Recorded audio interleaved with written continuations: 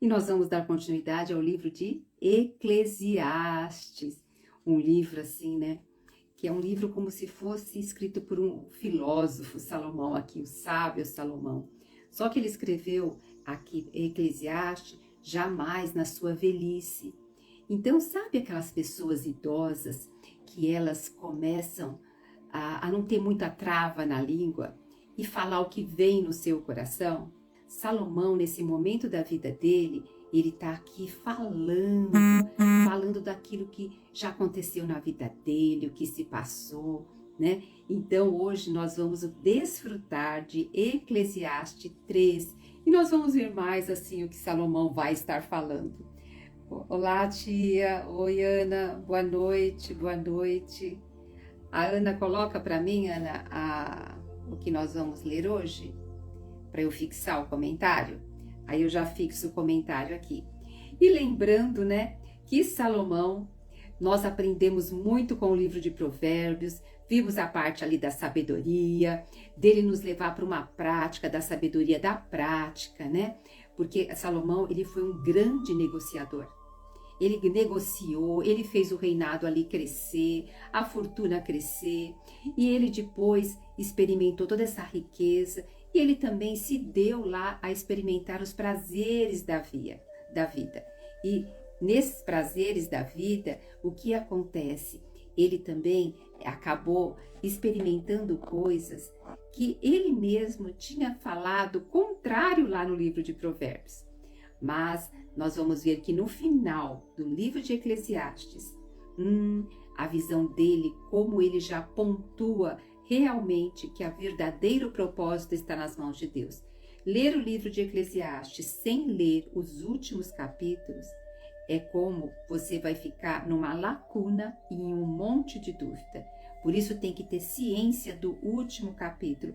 E lembrando que no último capítulo vai ter uma big surpresa, que nós vamos aqui fazer uma surpresa para você, para que realmente continue crescendo no teu coração a sabedoria, o discernimento e não só isso, uma inteligência emocional e uma vida leve e tranquila.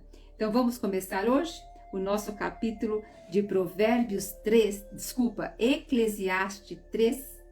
Há um tempo certo para cada coisa. Para cada coisa há um tempo certo.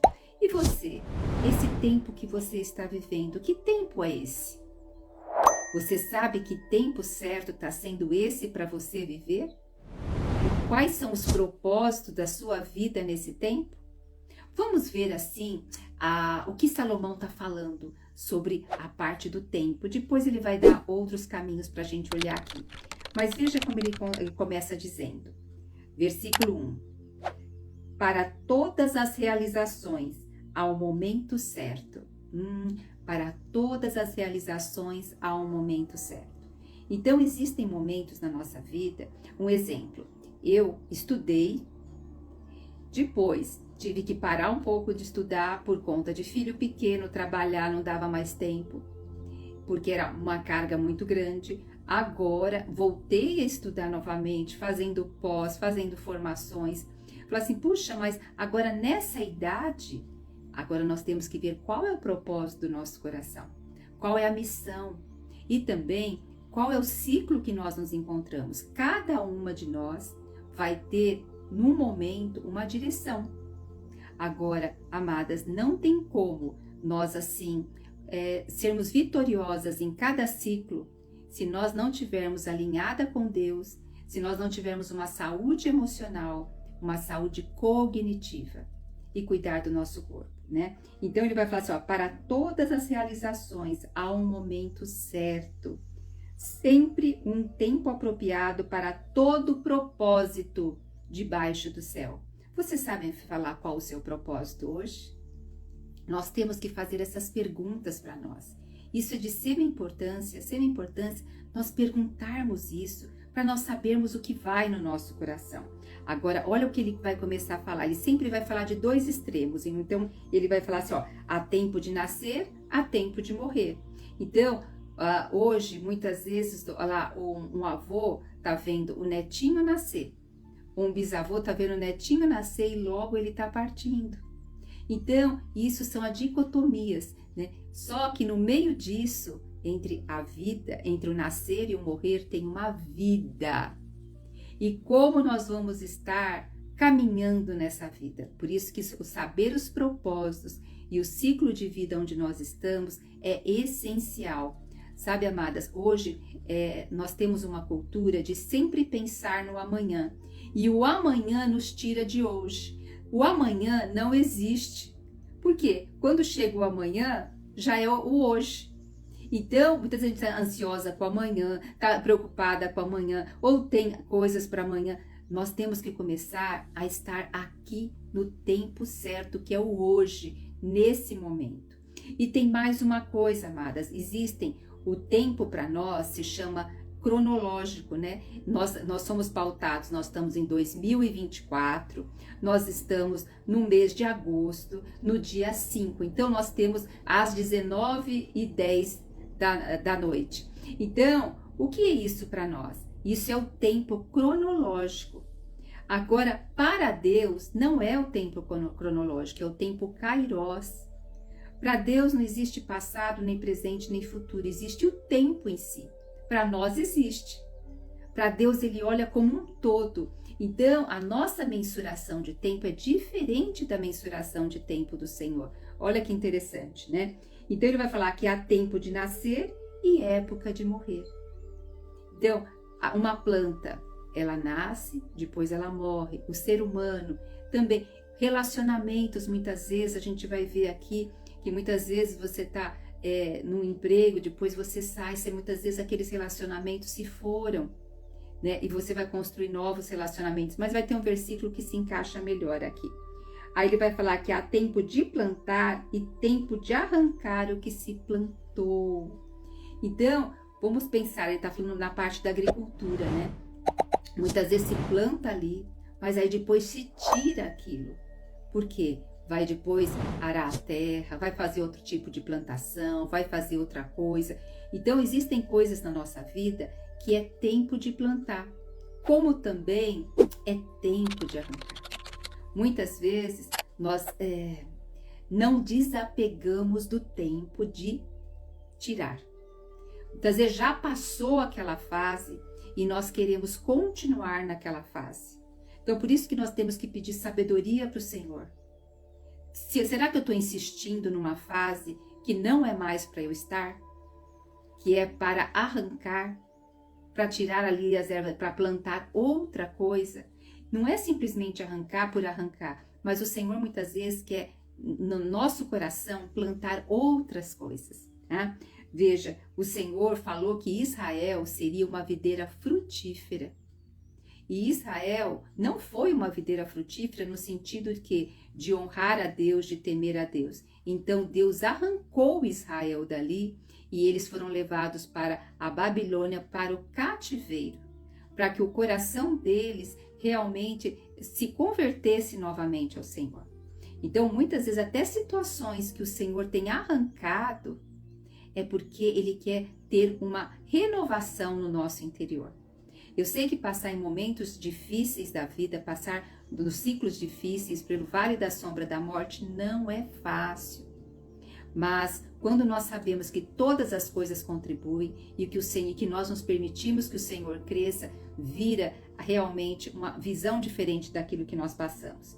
E aqui vai dizer assim, é tempo, vamos ver aqui, é tempo de derrubar e tempo de edificar. Lembra o templo? Salomão foi aquele que edificou o templo. E depois, quando houve ali, a Babilônia veio e levou eles destruíram o templo.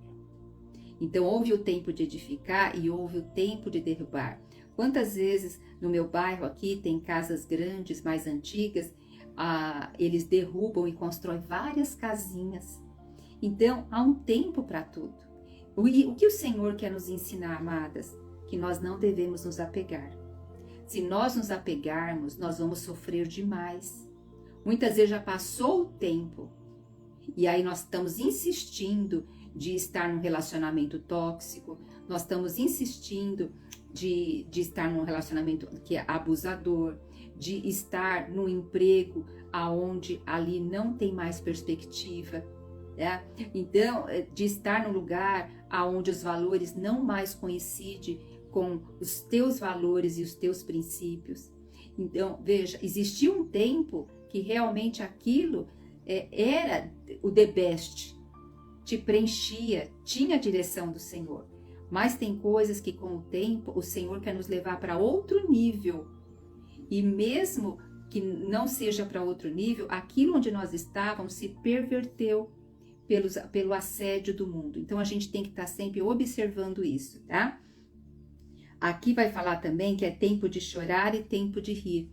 Na sociedade hoje, não sei quem assistiu Divertidamente, tem o Divertidamente 1 e 2, aquela menininha, os bonequinhos são as emoções, e a alegria só queria que a Riley tivesse só alegria, e não permitia que a tristeza entrasse.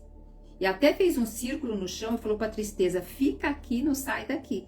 Só que existe o tempo da alegria e existe o tempo da tristeza. A alegria traz a função dela, a tristeza traz um recolhimento, uma reflexão.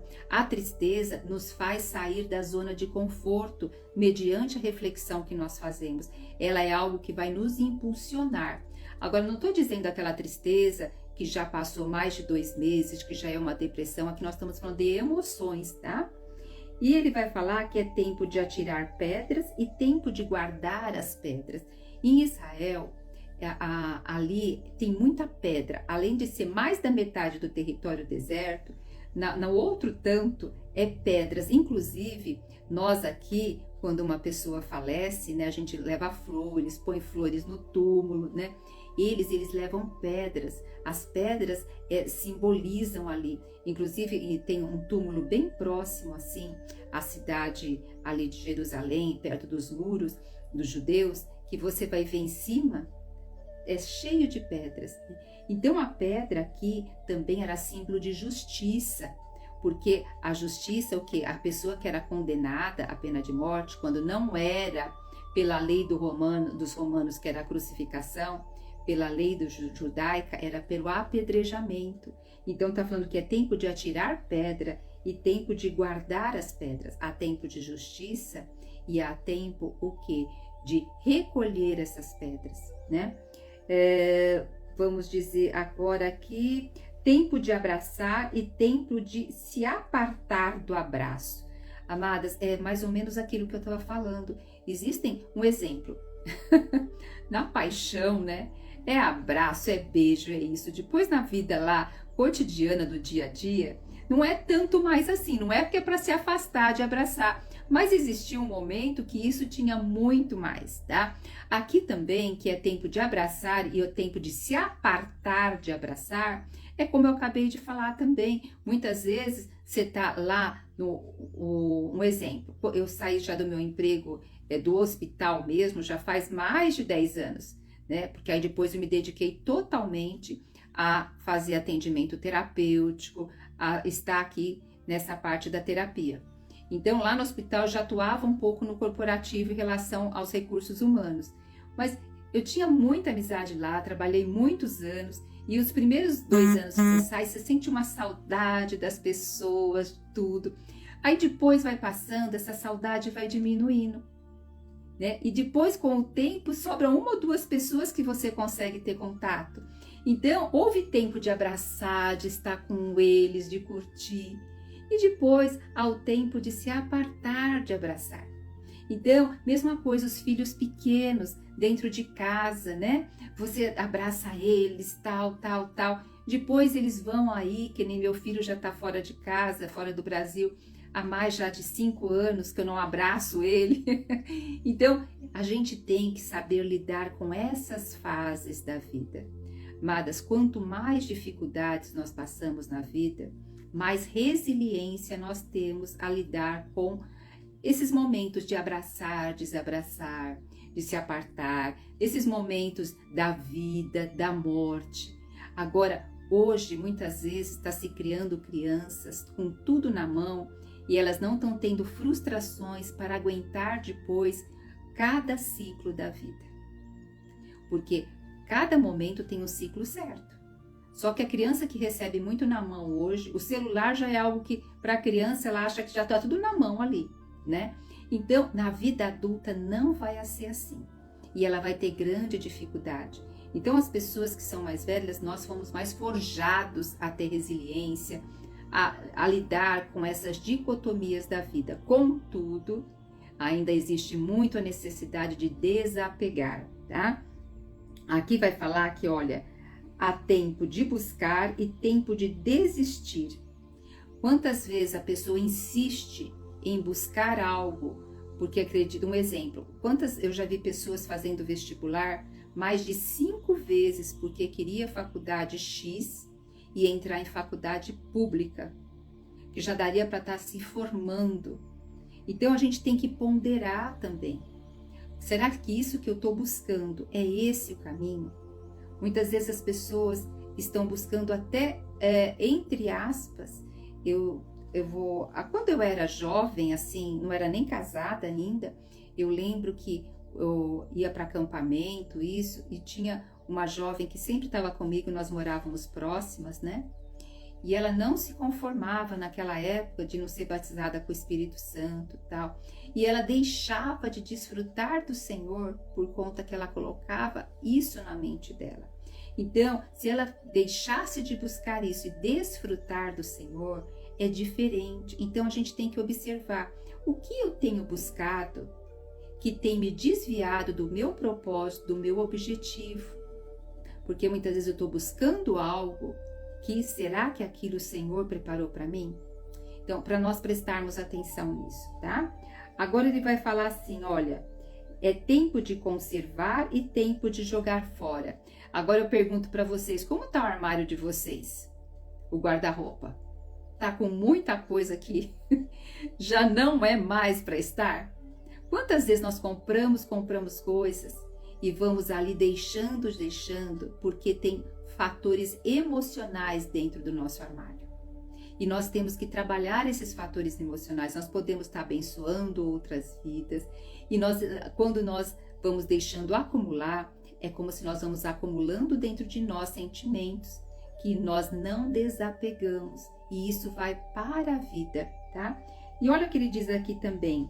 Há tempo de amar e tempo de deixar de amar.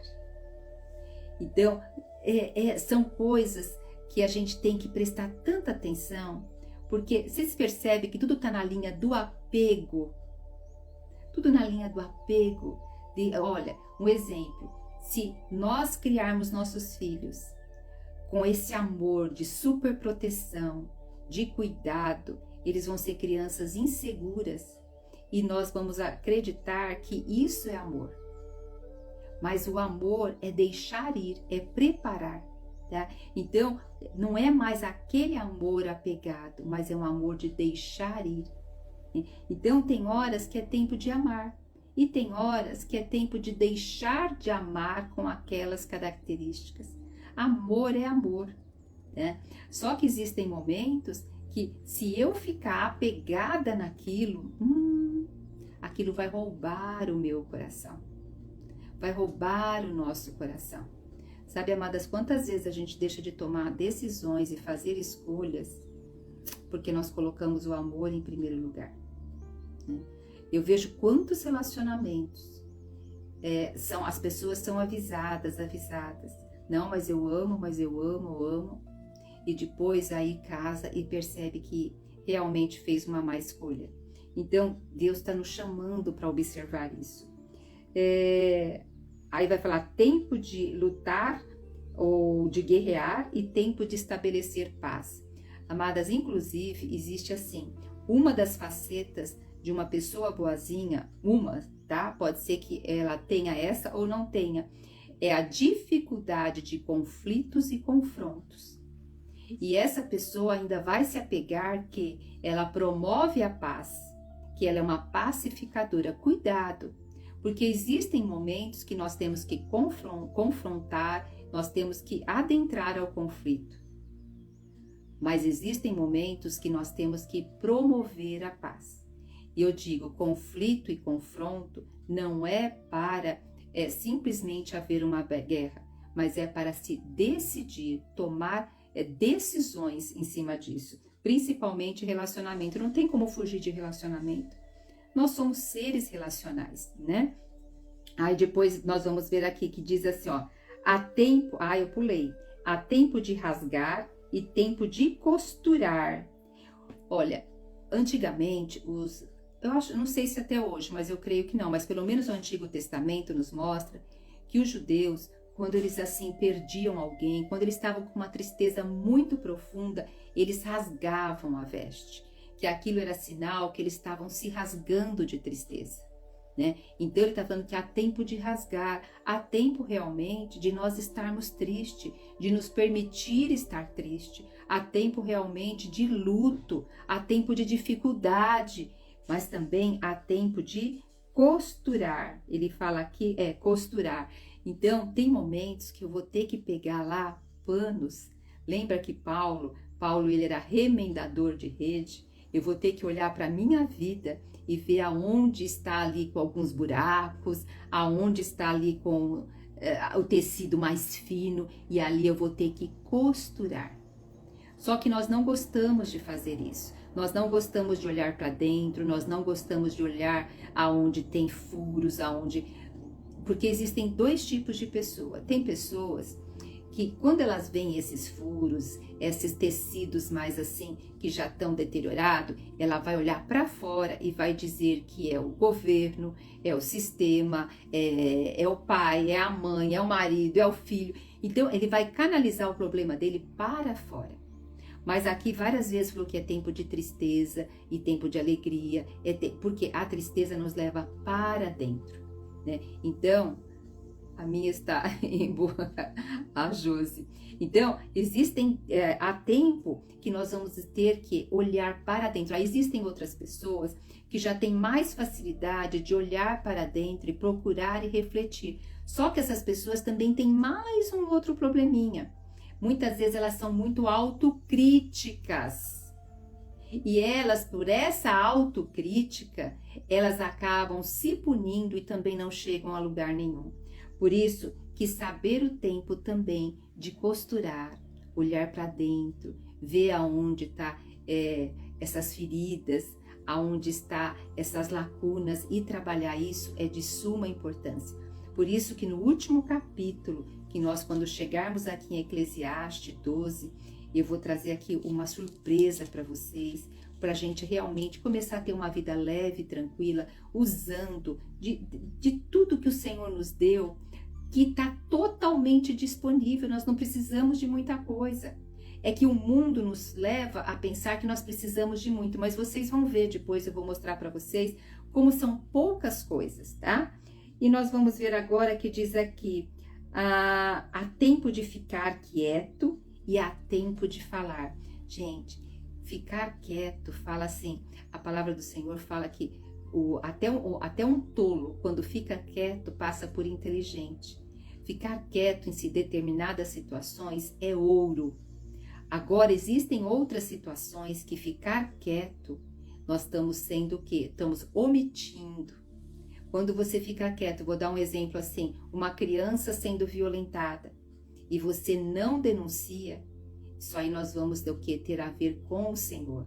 Então nós temos que saber o momento de falar e o momento de ficar quietos, né? Então saiba, sempre a justiça, o Senhor sempre fala na palavra dele sobre os órfãos e as viúvas, são as pessoas que estão mais vulneráveis, né? Agora vamos ver mais uma coisinha aqui, deixa eu ver qual o versículo, ó. Agora ele diz assim, lembra, Salomão está no momento da vida, aonde ele está falando realmente o que vem no coração dele, está um tanto decepcionado, está questionando um monte de coisa. Como assim? Os cientistas questionam, os filósofos questionam, só que hoje nós sabemos que Salomão estava falando tudo debaixo do sol.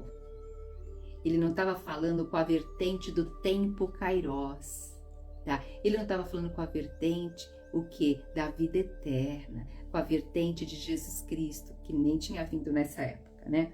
Mas vamos agora dar uma continuidade. Olha, ele vai falar que o Senhor fez, versículo 11, Eclesiastes 3, versículo 11. Ele fez tudo apropriado ao seu tempo, também colocou no coração do homem o desejo profundo pela eternidade.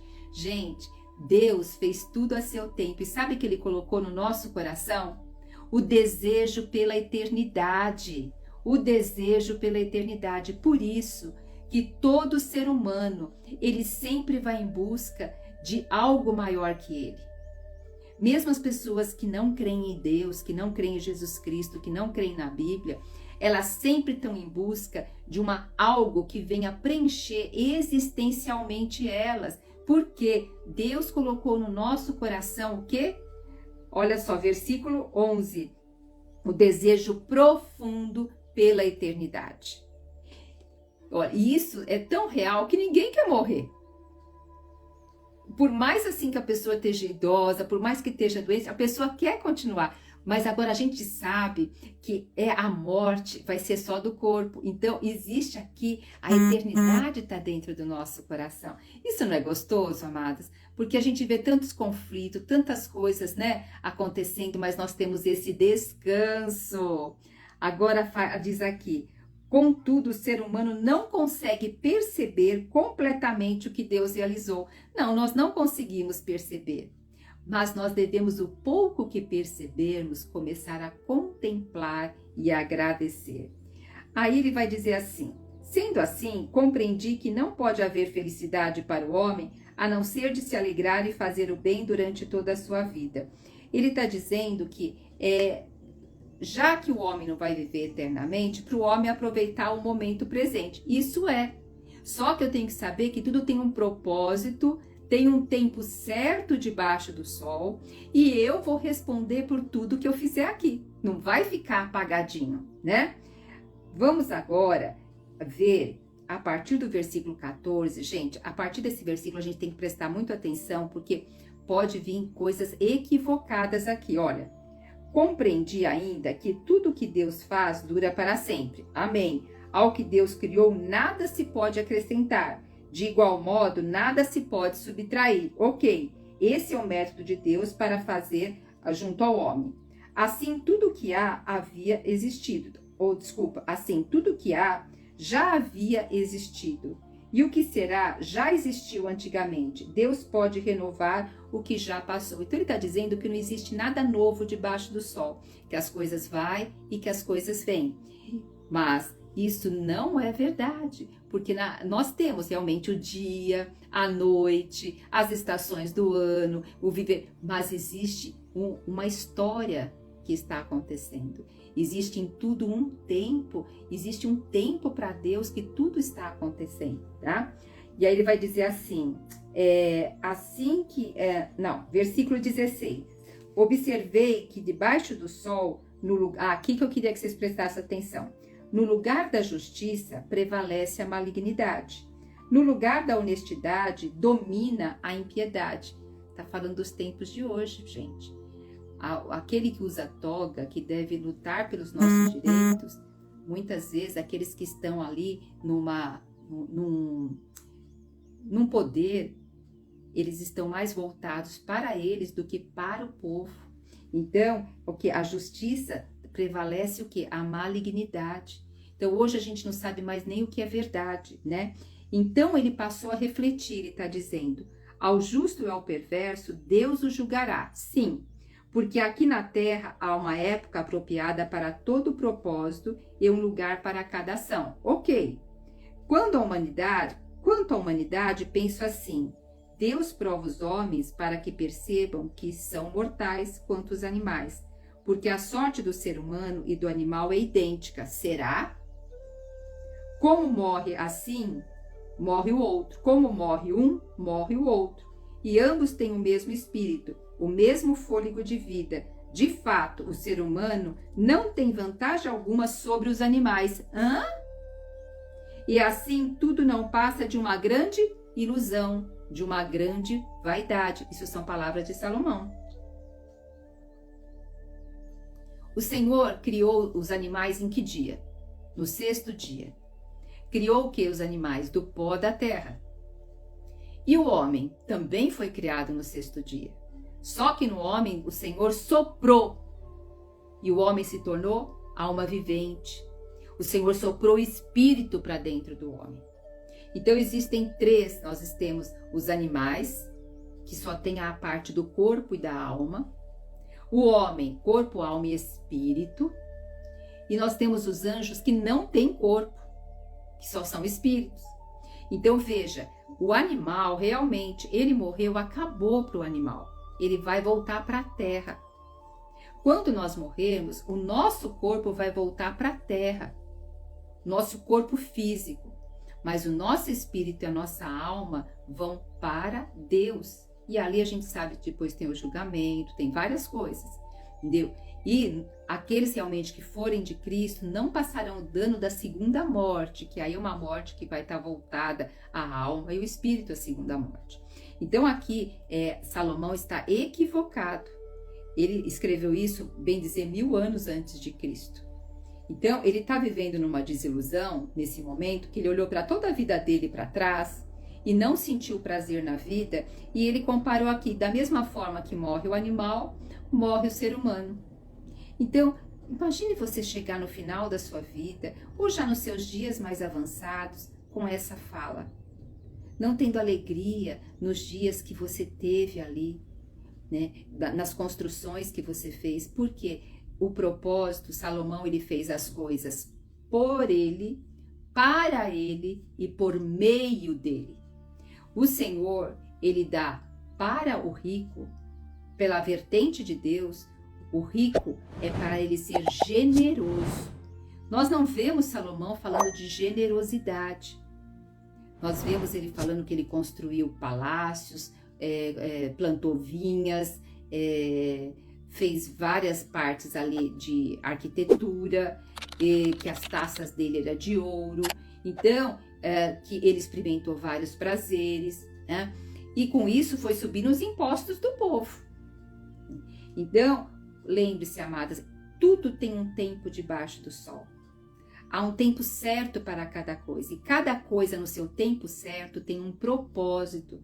Se nós vivermos no propósito do seu tempo, e esse propósito alinhado com a vontade de Deus, de fazer a boa, perfeita e agradável vontade de Deus, nós vamos ter alegria. Por isso que realmente quando Cristo veio, ele falou que veio para nos dar vida em abundância. E é isso que o Senhor tem nos proporcionado, desde que nós estejamos abertos para isso, né? Agora você pode perguntar, mas Kátia, poxa vida, por que Deus permitiu que o livro de Eclesiastes estivesse na Bíblia? Antes ficasse só com o livro de Provérbios de Salomão, porque nós íamos ficar aqui com uma parte boa dele, né? Deus, amadas, ele coloca também as falhas de todos os homens da Bíblia. A Bíblia não omite a falha. Só existe um perfeito, que é Deus. Agora, no que nós temos que perceber? Isso é para nosso ensino. É para nós, para o Senhor falar conosco por meio dessas falhas que tem aqui. E hoje nós precisamos o que? Perceber que nós queremos. Eu toco muito, sabe, que Abraão morreu com 175 anos em ditosa velhice, numa feliz velhice. Nós não vemos isso em Salomão. Tudo indica que ele morreu por volta de 58, 59 anos.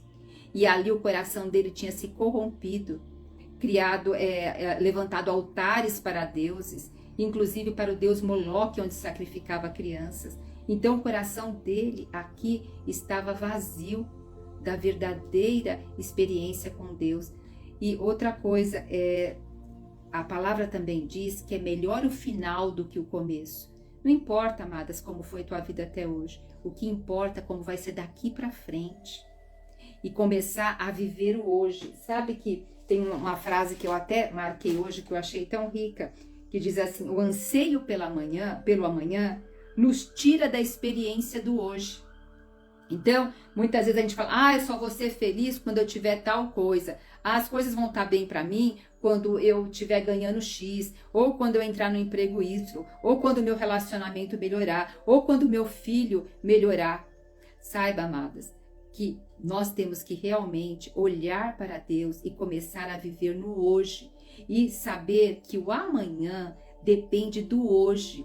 Porém, o hoje eu tenho que estar com o coração contemplando a Deus e sabendo que a nossa vida, a vida dos nossos filhos, dos nossos relacionamentos, do emprego, está nas mãos do Senhor. Só que nós temos que fazer a nossa parte, né? Porque muitas vezes o cristão é assim. Tá tudo na mão de Deus, então eu não preciso estudar, eu só vou ficar... Agora, o que eu percebo, os cristãos tomam muito remédio, antidepressivo, ansiolítico, não estou dizendo que não pode tomar, mas eu não vejo ir tratar da alma, e buscar autoconhecimento, e buscar lá se entender. Deus nos fez em todas essas partes para que nós possamos cuidar de todas essas partes, né? E infelizmente nós vemos aqui Salomão falando isso, mas isso é para nosso ensino, amém? Aí vamos aqui para o último versículo dizendo: considerando tudo isso, cheguei à conclusão de que não existe nada melhor para o ser humano do que ser feliz no trabalho que realiza e desfrutar dos seus resultados. Afinal, essa é a sua recompensa. Porquanto, quem de nós tem o poder de saber o que vai acontecer depois da nossa morte? Então, ele está dizendo que ele não sabe o que vai acontecer depois da morte dele. É verdade, né, Lúcia?